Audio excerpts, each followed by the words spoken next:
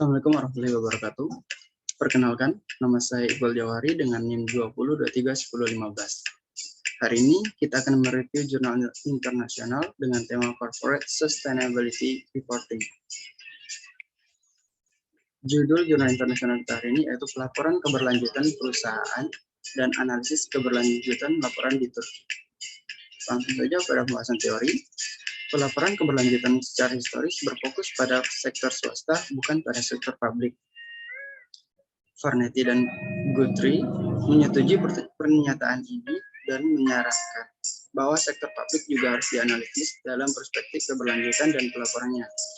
Dari perspektif keberlanjutan, perusahaan dipaksa untuk mendesain ulang hampir setiap bagian dari operasi mereka, mulai dari strategi hingga tujuan teknologi, desain produk, proses produksi, model bisnis, dan lain-lain.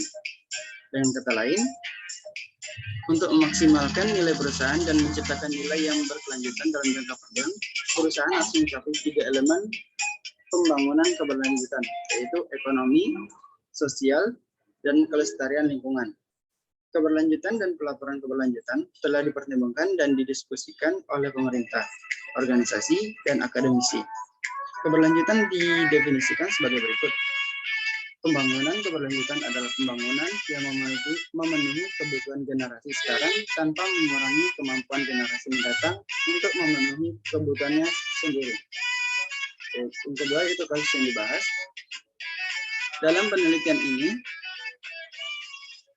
kami telah membahas elemen pelaporan keberlanjutan perusahaan dan mendeteksi laporan keberlanjutan dari perusahaan publik terpilih di Turki. 9 laporan keberlanjutan perusahaan Turki yang dipilih sedang dianalisis berdasarkan indikator GRI. Yang ketiga yaitu objek penelitian. Dalam penelitian ini dipilih laporan keberlanjutan dari 9 perusahaan dan keuangan yang dianalisis.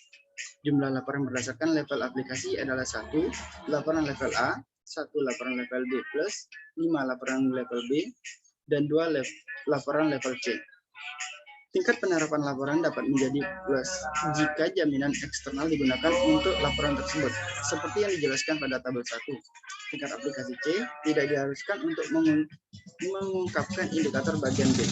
Level B dijadikan untuk melaporkan secara lengkap minimal 20 indikator kinerja. Setidaknya satu dari masing-masing ekonomi lingkungan, hak asasi manusia, tenaga kerja, masyarakat, dan tanggung jawab produk. Teknik analisis data.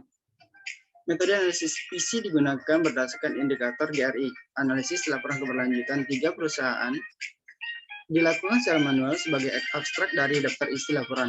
Namun, 6 data analisis konten laporan keberlanjutan diperoleh dari Sustainability Disclosure Database. Semua laporan keberlanjutan yang dipilih disusun berdasarkan pedoman 2016 tipe G3. Laporan keberlanjutan yang digunakan dalam penelitian ini diberi skor berdasarkan indikator yang berpedoman pada GRI. Indikator yang dilaporkan lengkap diberi skor 2, yang dilaporkan sebagai diberi skor 1, dan akhirnya indikator yang tidak dilaporkan diberi skor 0. Jika laporan keberlanjutan perusahaan memenuhi semua prinsip dan standar pedoman GRI, perusahaan dapat mencapai skor maksimum 310.